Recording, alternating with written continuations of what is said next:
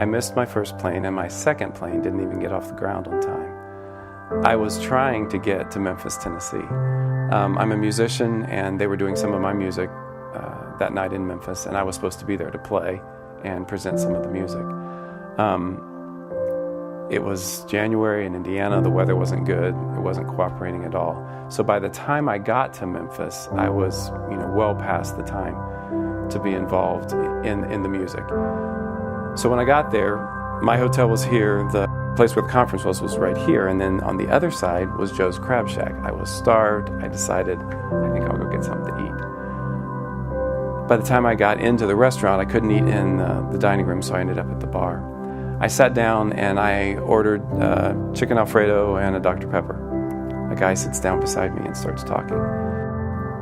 He said to me what he's going to say to me. Eventually he says, "What do you do?" And it's one of those times where sort of my brain was talking before my mouth even realized what I was saying, and I just started to tell him that I'm a Christian musician, I'm in town, we're doing a big conference over here, there's lots of worship guys, and we're just getting together.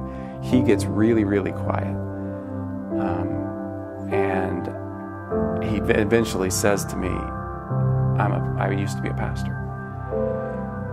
And it was one of those moments where I realized exactly why I was there. It's not, frankly, even where I wanted to be. I would rather have been, doing music and over there, playing my stuff and having people tell me how amazing I am, all that kind of stuff.